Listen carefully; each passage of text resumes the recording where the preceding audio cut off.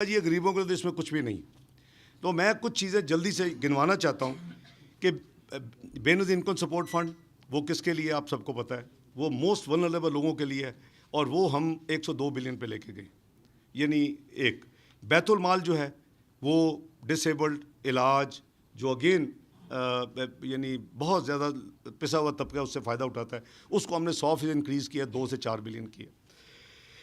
P M youth loan scheme ہے, یہ میرا خیال ہے امیروں کے تو لیے کوئی امیر جا کے تو اپلائی نہیں کرتا, اس کی تفصیل میں نے دی تھی.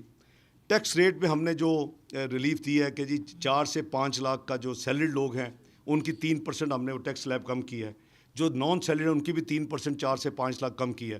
یہ کیا امیروں کے لیے ہے؟ Surely not.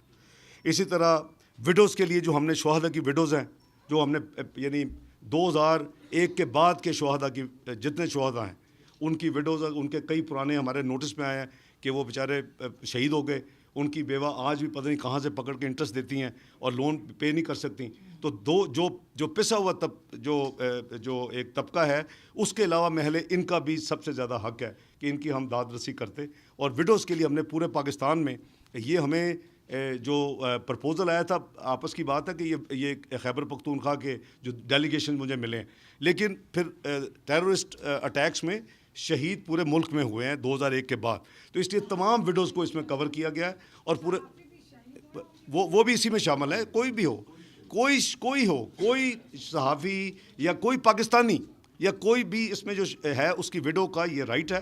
اور یہ مارک اپس میں 10 لاکھ تک کا اگر قرضہ ہے تو 30 جون 2015 کو وہ حکومت پاکستان وہ پے کر کے اس کو سیٹل کرے گی. ظاہر ہے کہ انہوں نے کچھ اس میں ہو سکتا ہے کولیٹرل دی ہو, یا کوئی اپنا گھر کسی کا چھوٹا سا ہوتا ہے, کچھ جو بھی دیا ہوگا ان کا ریلیز ہو جائے گا. ورچولی ان کی یہ لائبلٹی, اور وہ ابھی تک وہ بیچاری انٹرسٹ پے کر رہی ہیں جو وہ ہیں, تو اس کو ختم کیا جائے. اور اس کے علاوہ جو ہم نے کوشش کی ہے کہ ہم جاب جنریشن کے لیے اور جی ٹی پی گروتھ کے لیے جو ہم نے کہا ہے کہ جی 2 سال جب ہماری کچھ اللہ کے فضل سے ڈائریکشن اکانومی کی اب ٹھیک ہو گئی ہے, کچھ اسٹیبلٹی شروع ہو گئی ہے, اس کے بعد ہم پاکستان کی اکانومی گروتھ کی طرف چلیں, امپلائمنٹ جنریشن کی طرف چلیں as per our road map. اس کے لیے ہم نے آپ نے دیکھا کنسٹرکشن انڈسٹری جو کہ تقریباً 16 الائیڈ انڈسٹریز کو ایکٹیویٹ کرتی ہے, اس کے ساتھ وہ امپلائمنٹ جنریشن ہوتی ہے.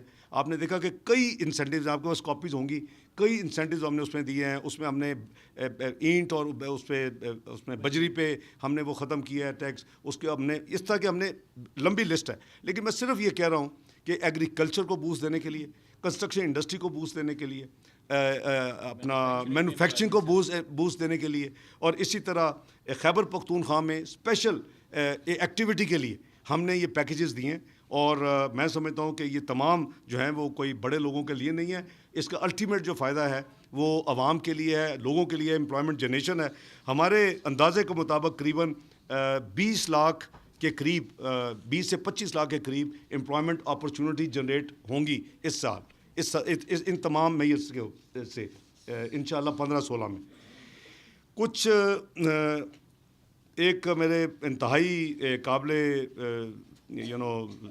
عزت ساتھی نے بھی کچھ کہا ہے کل انشاءاللہ منڈے کو ہاؤس میں بھی ان کی تقریر سنیں گے. انہوں نے کہا جی یہ امیر آدمی کا یہ بجٹ.